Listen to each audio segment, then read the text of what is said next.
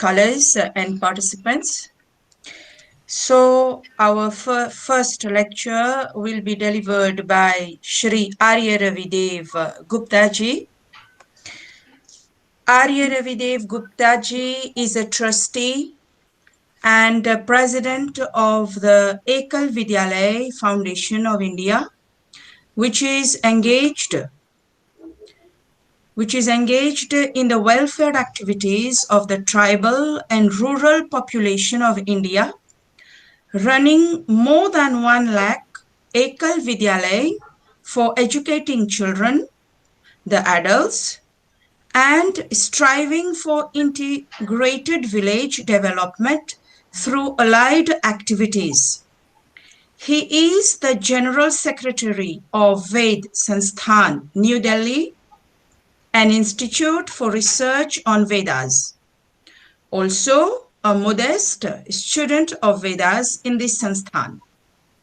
He is the patron of Dakshin Delhi Ved Prachar Mandal, a federation of 50 Arya Samaj in South Delhi for the propagation of Vedic mission. He is president of Arya Samaj, Safdarjung Enclave, New Delhi. He is engaged in opening and running scores of schools in slums and JJ colonies in Delhi NCR for free education to children with a view to counter the growing menace of juvenile delinquency. So now I invite Shri Arya Ravidev Gupta for his lecture. Thank you.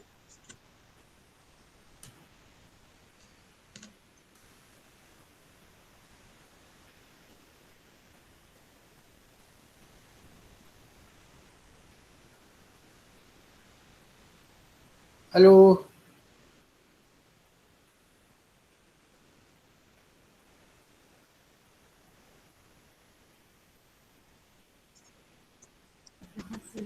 Hello. Yes, you are audible.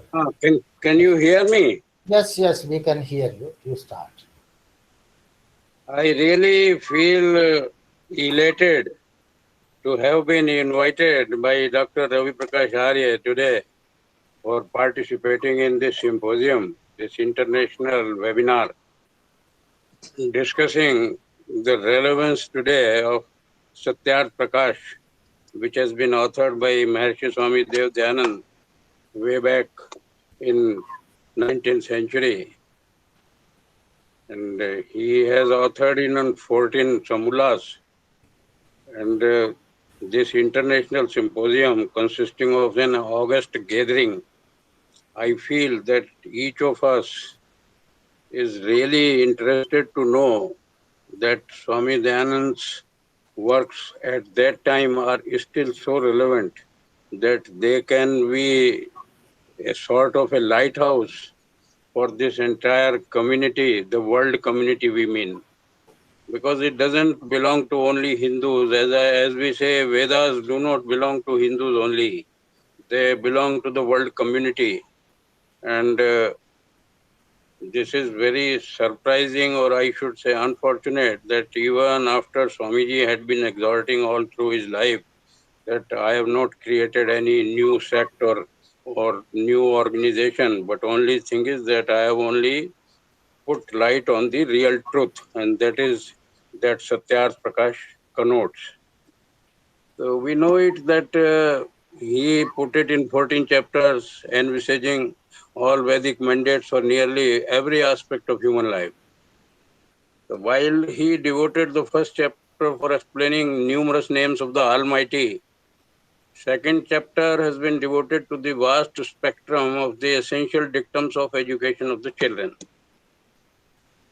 Third chapter, obviously, that relates to Brahmacharya Ashram, where every child after 8 years of age has to be shifted to the Gurukul by the parents under the patronage of a Guru. And that child was expected to strive there for acquiring knowledge, strictly practicing celibacy till the age of adulthood.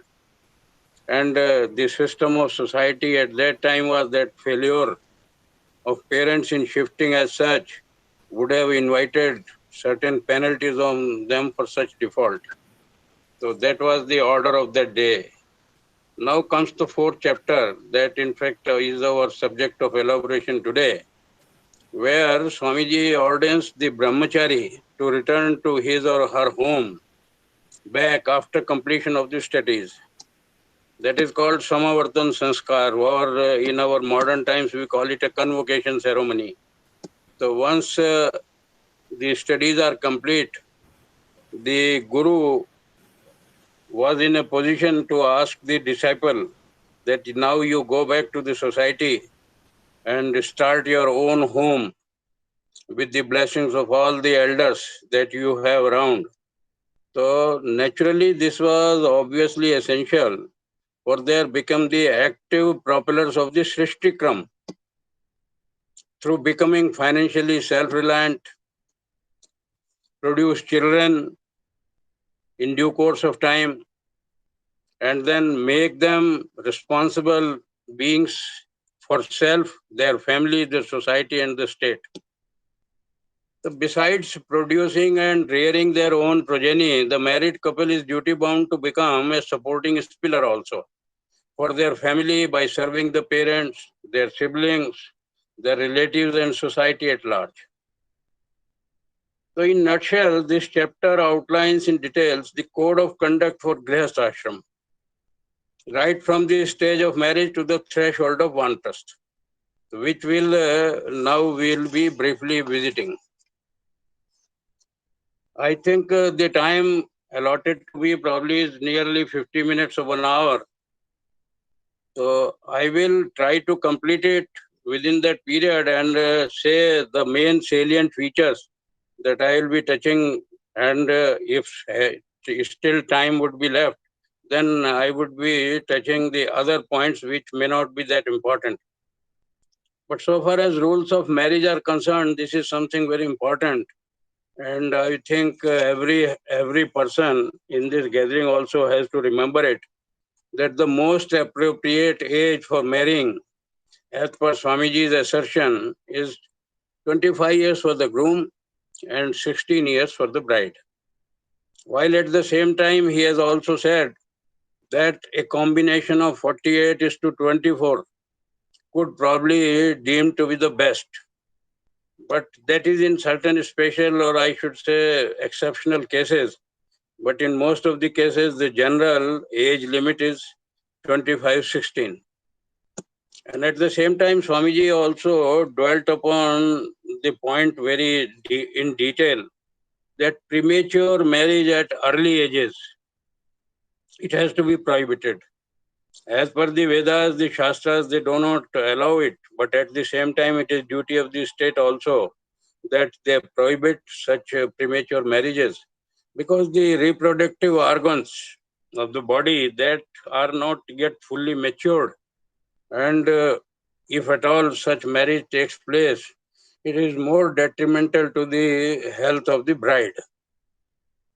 So now a point which Swamiji has been dwelling upon is something very peculiar in the present day society.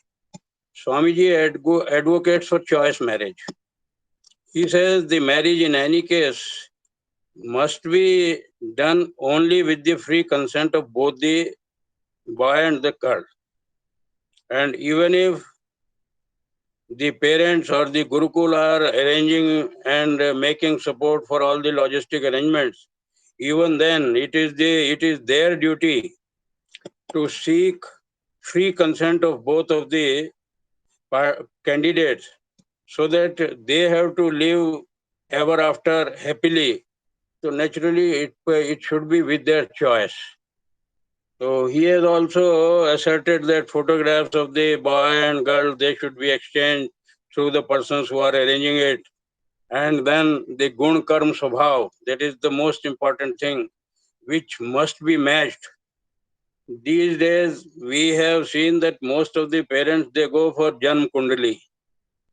Swamiji has always been, I should say, condemning this some sort of Janm Kundalis, because it has always been stressed that only the gun karma swabhav of both the persons should be the determinant factors. So he says it has to be there with their free consent, with their choice, and if personal interviews between them are also necessitated, they should also be facilitated before finalization of a marriage. A delicate point that Swamiji has dwelt upon is little bit, I should say, very surprising. He says the girl should have menstruated at least for a period of 3 years, say 36 times, before seeking a match for her. That probably he asserts only because that the reproductive organs should have been thoroughly matured by this time before the marriage takes place. So he stressed that even hunting for the groom, that should start only when this 3 years period is likely to be completed, not before that. Then he has put certain prohibitions also.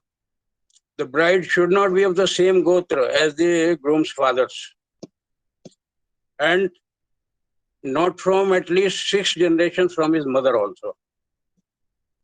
So such strict restrictions are provided in order to the much needed heterogeneity for best results. Because homogeneity in such cases always brings certain disaster. In our Islamic world, we have seen it, that they have not been observing such type of discipline. And I think I should not mince any word. They are the people who are the most diseased persons only because of the homogeneity that we have been observing without any care. Then Swamiji advises that the girl should be married at a very distant place. They say duhita durhita. The fairer she is, the better adjustment in their married life, and at the same time a greater sense of longing for the paternal family sustains. I think it has a substance even today, because if the daughter is married at a distant place, naturally it brings, I think, welfare for both of them. Then he has very strongly stressed that no marriage should take place between incompatibles in terms of age, their qualifications, and other temperamental virtues also. So these are certain things which probably Swamiji has been dwelling upon so elaborately that if somebody goes through all the provisions of Satyarth Prakash 4 Samulas, one certainly finds that Swamiji had been so particular about these nitty-gritties also. Then he has again made an assertion, a provision that no children should be married in such families as are afflicted by the listed some sorts of 10 sorts of disqualifications, which probably the time would not permit me to enlist, but we can certainly go into the 4 Samilas to find out which are those sort of disqualifications. So Maharshi very clearly asserts that till such time such provisions were strictly followed by the society, the sages and the royals, this nation had been continually progressing. And from the time they started ignoring celibacy before marriage, premature marriages started taking place and parents started arranging marriages without any free consent of the children. It has always caused immense misery in the social fabric of our country. So Swamiji has been very candid in his approach in asserting the rules for marriage. Now we come to the next salient point that he has stressed upon is the Varn Vyavastha. We are very much conversant with the one shlok, Brahmano asya mukhmasid bahu rajanyah kritah uru tadasya yad vaishyah padabhyam shutro ajayate. This particular shlok has been a subject of very fierce debate among the people, only because they never knew its actual meaning. But Swamiji has given it. He says Varna Vyavastha should be followed strictly, religiously, and only because it has to be seen that the gun, karma and subhav are matching. So determination of one's Varna, he again says, it's not related to his birth, but the individual's present behavior, aptitude, accomplishment in terms of his studies, and that too at the time of marriage. So what is relevant is that the Varna has to be determined only at this important juncture of life when two people are joining together to establish a home. So that is the point when this Varna Vyavastha in our olden cases has to be practically activated now. He says combination of girl's Raj and Veer of the bride groom, that doesn't define the Varna. Because a noble Dvij, if he gives an example, if suppose he converts to a different order of religion, say he goes to Islam, he goes to Christianity, so would you still call him a Brahmin? No, because it only depends upon his aptitude, his behavior, his present setup, and the division of labor he has put his all the accomplishments into. So Swamiji has very much stressed that this Varna should be determined at the time of the marriage. And bride and groom, they should be of the same Varna, irrespective of their parentage. Because parentage is the kul, it is the jati, or it is the, I should say, the origin, but it is not their Varna. The Varna is what the Guru might have determined on the basis of their aptitude, their behavior, while they have been staying in Gurukuls. So the Varna of both the persons, the girl and the boy, that has to be determined at the age of marriage. This is very important to be seen. Then he says we should ensure compatibility between the two, because they have to live happily ever after.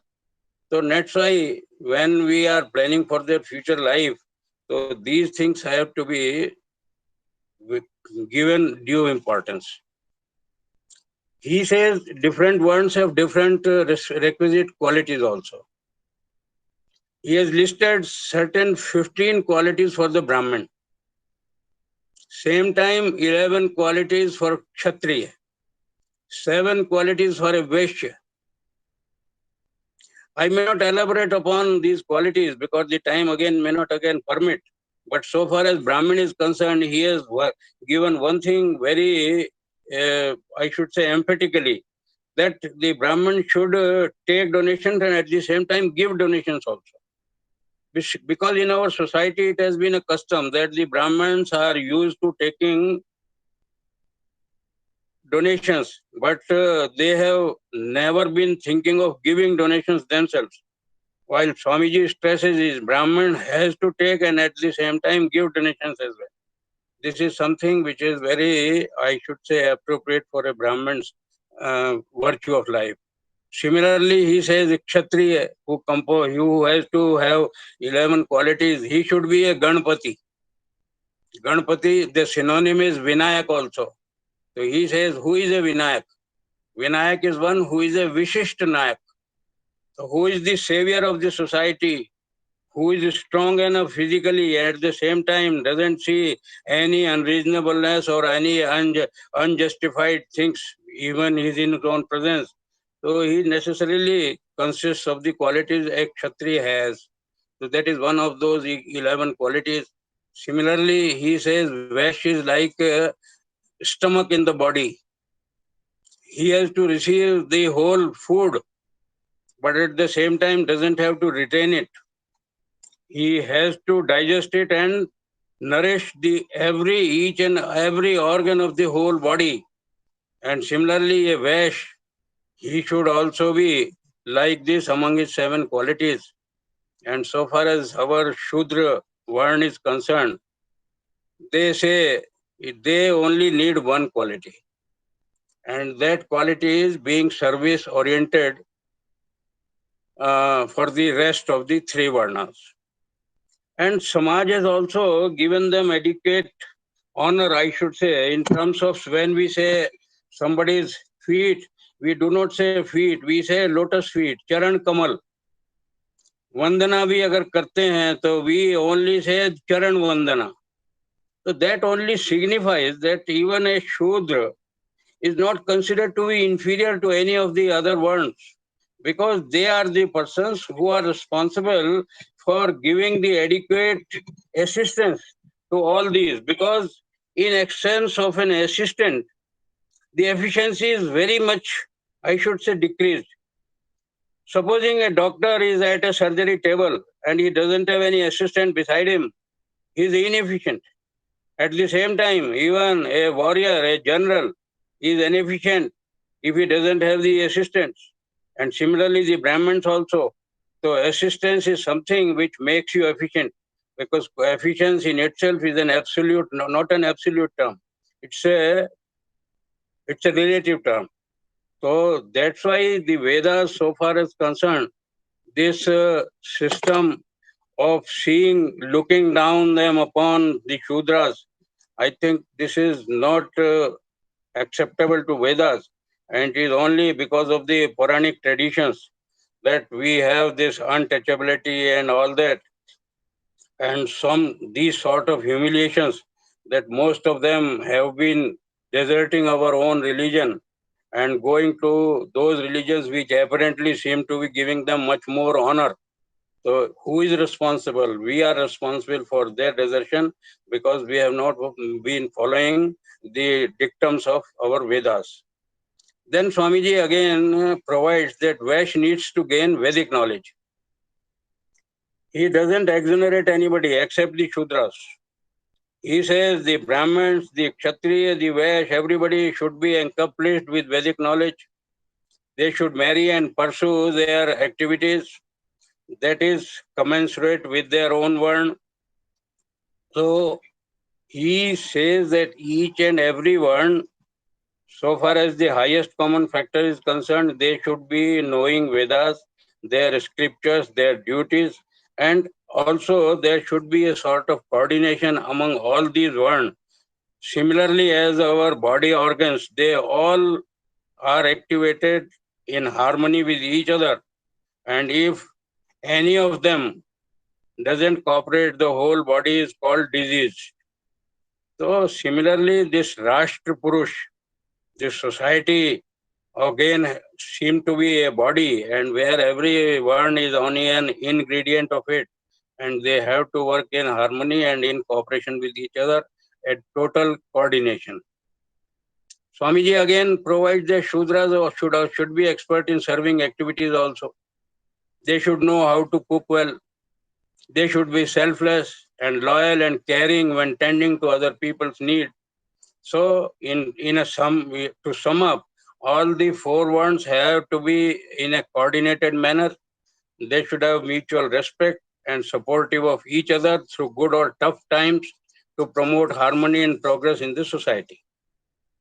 Then Swamiji again has listed the types of marriages. He says the marriages are for 8 types. And out of these 8 types, he says the Brahma Vivah is probably the most coveted one, but probably not practical too. Then Deva Vivah is a mediocre sort of it.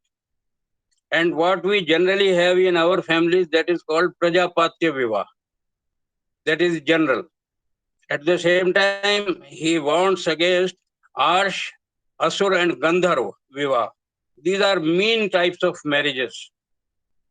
While Rakshas and Peshach, they are the meanest type of it, because they involve forcible or fraudulent abduction and the seduction of the girl as well.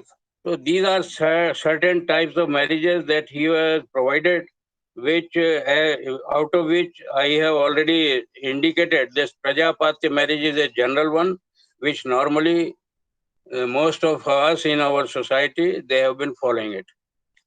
Now Swamiji has been very particular about envisaging how to solemnize a marriage. he has been careful about discussing each and every small thing also.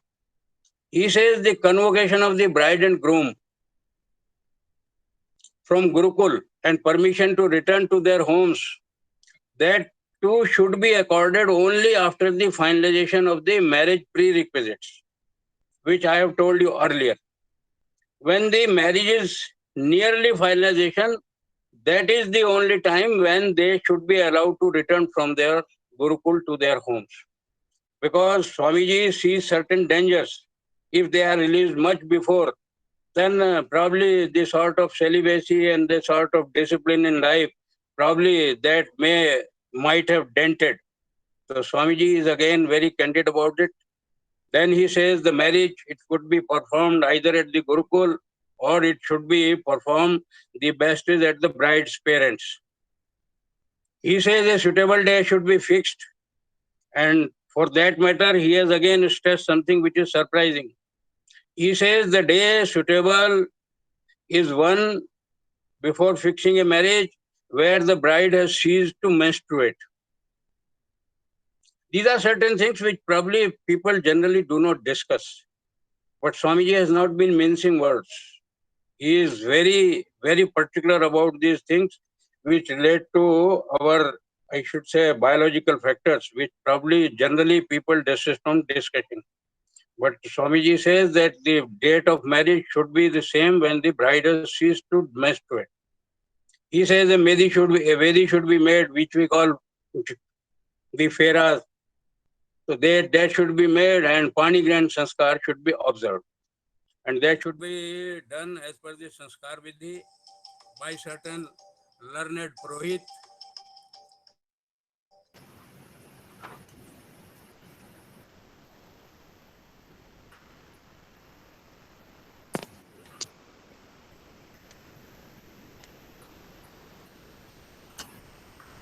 By certain learned Purohit, and all formalities again says they should be completed before midnight. This crossing midnight, Swamiji doesn't approve of. He says everything should be completed by 10 or 12 at the most. Because what he again insists, it is something again surprising. It raises everybody's eyebrow. He says the couple should be allowed to retire to bed and they are allowed to copulate as per the laid norms. And once the conception is confirmed, then he again lays out that there should be Punsavan Sanskar in the 4th month, Shimanto Nayan Sanskar in the 8th month of pregnancy, that should be done. At the time of birth of the child, the Jatkam Sanskar is to be done immediately. And he again advises that a mixture, a blend of honey and ghee, this clarified butter, I should say, that should be, the father of the child should write Om at the tongue of the newborn and says Om Vedasi. Then various other sanskars of the child as have been provided in Sanskar Vidhi, they should be performed at appropriate times till or she goes to the Gurukul. Now Swamiji is again dwelling upon certain duties of the couple after marriage. He says the bride and groom should respect each other for all times. Greeting with fulfillment of all sorts of physical and material requirements of each other. Both have to be truthful, pleasing and dutiful towards each other as well as all the household chores as well. He again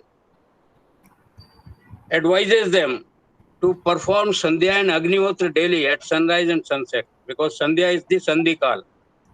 So there has been a very clear prohibition that Sandhya should not be performed 3 times, because Sandhikal is only at the 2 times, when the sun rises or when the sun sets. That is called the Sandhikal. That is, so that way in a day of 24 hours, this is only 2 Sandhya Kal. So 2 Sandhyas have to be performed, and at the same time Agnihotra. Then he again stresses on one thing which our Vedas have been so strictly been exhorting, that the Grihasthashrami, they should always observe Panch Mahayaj. which we are all aware of it, but I will just give you a slight glimpses of what he has said. He said the Brahma Yagya, there should be studying of scriptures and refinement of the manners. It is called Swadhyaya. Swadhyaya of the Shastras, that comes in the category of Brahma Yajna. So in fact, that is Antakaran Shuddhi. Then he says, Dev Yaj, Sandhya, Agnihotra and other, these are for Paryavaran Shuddhi. Pitri Yaj serving the parents, the grandparents, the great-grandparents, with all sort of their physical, mental and material needs. Such service, he again says that if it is done with all utmost respect, it is termed as Shraddh. And if it amounts to their thorough satisfaction, it is acclaimed as Tarpan. These are two terms which are very much debated, and I think the amount of knowledge the society has, probably it's very inadequate. And most of our societies who do not know much about Vedas, they say the Shraddha and Tarpan, they are just two words which are a taboo during the lifetime of the parents. And they only speak these two terms only and start waiting when they are not there. Then we will commit. Then we will observe Shraddha and Tarpan.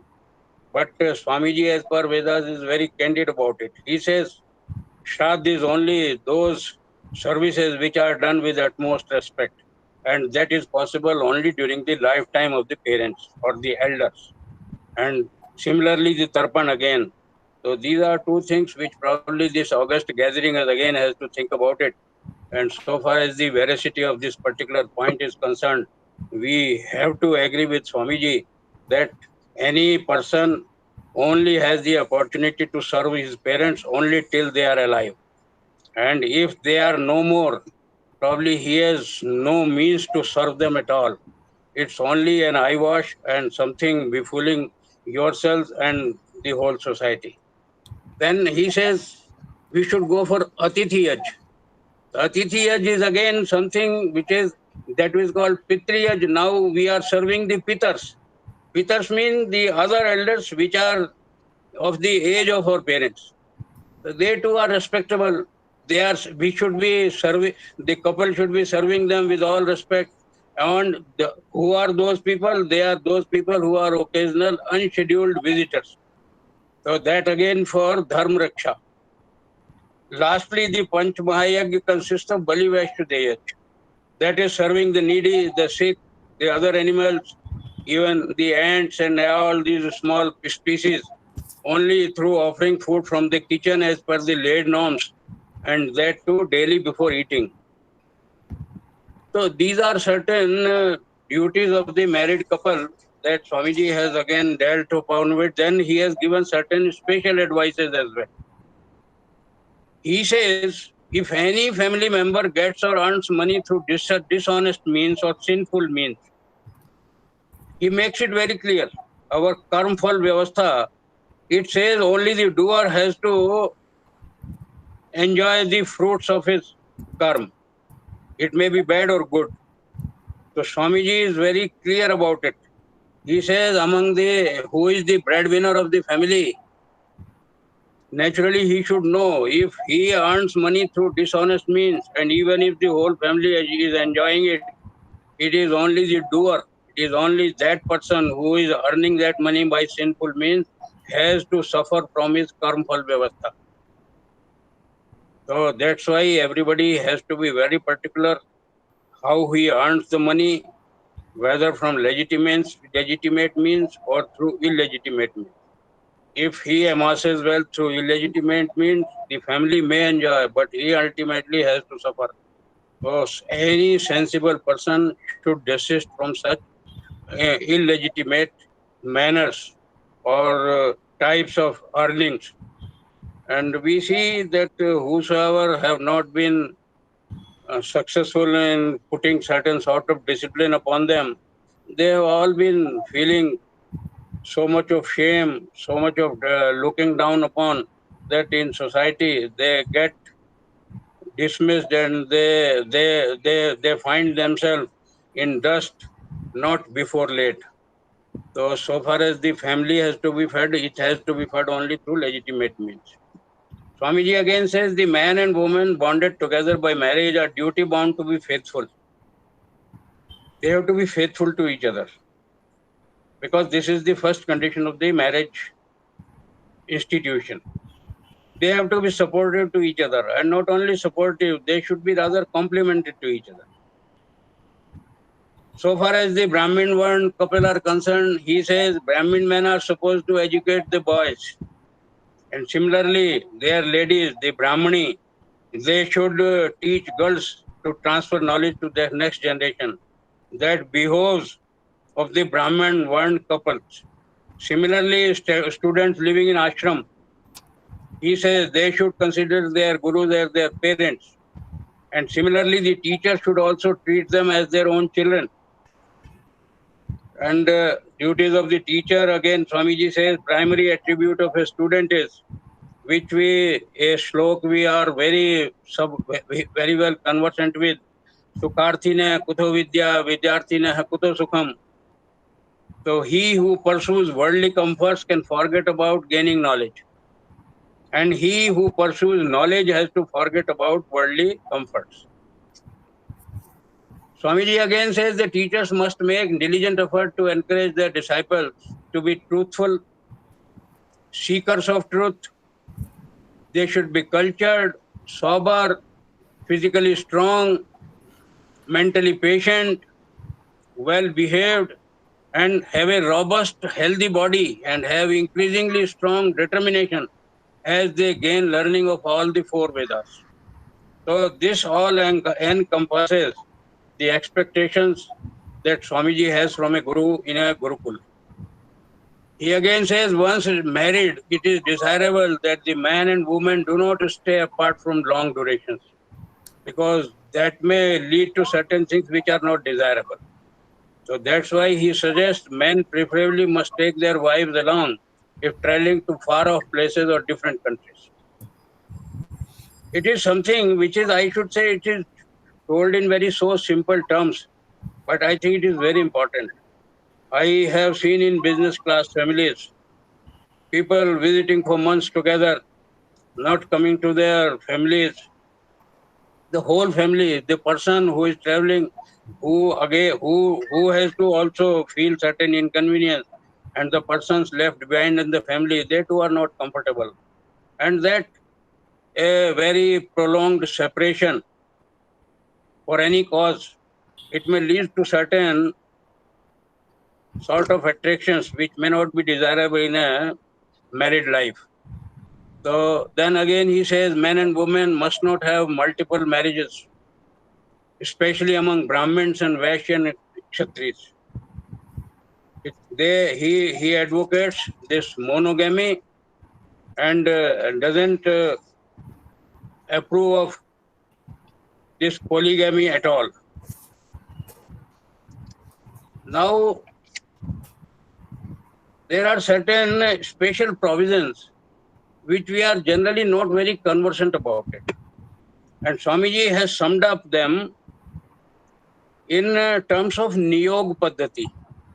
It is very, I should say, something surprising that Swamiji has dwelt on these points also, which probably our society doesn't consider at all. He says in special cases of childless couples, adoption of a same caste child boy is encouraged to further the family tree. He approves of adoption, but at the same time he says it should be of the same caste. May not be of the Varn, because the Varn of child cannot be determined. It could only be the caste, because the parentage you know. But since you have adopted, so which couple has adopted, he will be considered of the same one if he acquires ultimately the same types of attributes. So here the one doesn't matter. So Swamiji is very accurate about it, that he should be of the same caste. Then in case of death of a spouse, either man or the woman, he says one may take recourse to Niyog for a limited object of having children to the maximum extent of 4. Even through Niyog Paddhati, Swamiji says children beyond 4 are not allowed, because 4 children was a norm of those days. Probably today we have nucleus families and only one child is there, and in few cases there are two children. But when this Satyar Prakash might have been written, I think the four was a norm, and he has put a restriction that through Niyog Paddhati, it could be only to the maximum extent of four. Now what he says, marriage and Niyog are different from each other. He says marriage are become to virgin candidates. The boy should not have been married earlier. The girl too should be a virgin. So if the both of them are virgins, then they are married. But in case of Niyog Paddhati, it is only practiced either by the widow or the widower. And since marriage is performed to obtain legal and social sanctity, similarly, Swamiji prescribes that Niyog also, similarly being governed by scriptural stipulations, that too is not considered adultery. And therefore, it should not be a hidden affair. It should be celebrated with the same fervor as a marriage is celebrated. He again says Niyog is advised in only similar one, just in order to protect the DNA, that to keep at par. Next he says men and women are made by nature to procreate, following Vedic principles, either through marriage or Niyog, because Srishtikram has to continue. Niyog cannot be done with a virgin man or woman, as I said earlier also. Similarly, as marriage should be only between virgins, therefore remarriage should be only between people already married before. One very surprising term again comes up in terms of Devar. In our society, Devar is the younger brother of the husband. But Swamiji has a different sort of definition about Devar. And I think most of us probably may not be accustomed to learn about this definition. He says in social terms, we refer to younger brother, but as per the Vedas, Devar is the second husband of a widow, either the younger or the elder brother of the deceased husband, or the person of the same or higher one chosen for Niyog. He could be any person. But who is the second husband of the same lady? He is considered Devar. Devar means Dvivar. He clarifies that if a widow remarries a particular person and then practices Niyog, then the child's paternity again is decided. Child's paternity shall be of the woman's husband, because it is during his lifetime. But if she does Niyog without remarriage, then the child is only hers. He further elaborates that any married couple may have up to 10 kids and only up to 4 through Niyog. So marriage, in a marriage wedlock, the extent of having children is limited to 10, and in case of Niyog, because it's a special provision, the extent of having the children, the number of children is restricted to 4. He again further says, if a man is unable to father a child, his wife can do Niyog to bear a child with his consent. Likewise, the husband of a non-fertile woman can also do the same with her permission. And he has given examples also. In Mahabharata, we know it. Kunti and Madri, they were the wives of infertile King Pandu. And they did Niyog as per the advice of their mother Satyavati. On death of his brothers Chitrangad and Vichitravirya, they did Niyog with their wives and fathered Dhritarashtra, and from Ambika, Pandu from Ambalika, and Vidur from the maid servant. So this he has given a very specified example, that Mahabharata we find such a event, and since it is sanctioned by the scripture, so there is nothing wrong about it, just in order to continue the Srishtikram and the Vanshavali. Then he has also again dwelt upon certain exceptions. In certain situations where the husband travels to distant places for long duration, he is again very, I should say, modern type of thinker. Here again at this stage, he says The wife is at liberty to do niyog to bear a child after waiting for 8 years. If there is no news about the husband for 8 years all in a stretch, the wife is at liberty to do niyog to bear a child. If he is traveling for any spiritual pursuits, in that case, she has to wait for 6 years and 3 years if he travels for business to earn money. So Swamiji that way is very considerate enough to, I should say, to cater to everybody's need, even the women, even the men as well. Similarly, a man can do niyog after 8 years of marriage if the wife is infertile. After 10 years, if the child born is still or short-lived. And after 11 years, if he has no son from his wife. If the wife is all the time giving birth to girl child, so probably there has to be a son in any case, just in order to keep the wheel going. Otherwise, the Vanshavli may come to a seizure. So Swamiji is very candid again about that. If there are 10 girls in a row, so he can go for a niyog to have a son.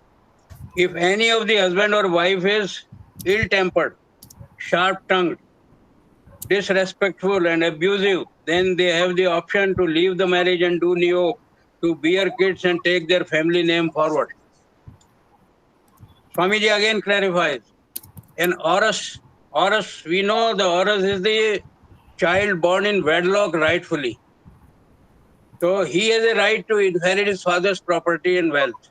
And similarly, in niyog, the child's paternity or his right to inheritance that is defined on being kshetraj, in which kshetra he has taken birth. So he is also the inheritor of the properties of the woman's legal husband. So just as an uneducated, now there is a simple advice by Swamiji in very, I should say, interesting words. He says, just as an uneducated farmer too would not sow seeds outside his field because he knows it that the fruits will not be his. So any man who expends the seed of his tree-like supreme human body, he says this virya, this semen is the vital force, and that is the best type of seed which this society has, which this world has. So human seed, he said, he will not expend the seeds of his tree-like supreme human body in women which are not their wives and neither their niyog partner. If anybody does it, in Swamiji's eyes, he is a fool of the highest order because he is only wasting his precious DNA. Now I come to the close and just elucidating why Grihastha Ashram is the greatest. We have 4 ashrams, we know it. Brahmacharya Ashram, Grihastha Ashram, Vanprastha Ashram and Sannyas. A marriage and adherence to its rules is of utmost importance to save society for disintegration or chaos, without which no one would rightly inherit anyone's name and property. Family as a new unit and its perpetuation would also vanish, since no one will care for the weak or the elderly. Overindulgence in irresponsible sex, like the incidents now we are finding galore, live-in relationships. He says overindulgence in such irresponsible means they only, I should say, they only shirk from the responsibilities of a wedded arrangement. So that's why they indulge in live-in relationship. But Swamiji says such sight of overindulgence without any responsibility will only make them weak and short-lived as well. Now Swamiji again says a child is born only when the vital energies of every organ of parent's body and their hearts assimilate. That's why the child is considered to be the most precious and a valuable part of their heart and soul. And that's why no parent wishes to outlive their kids.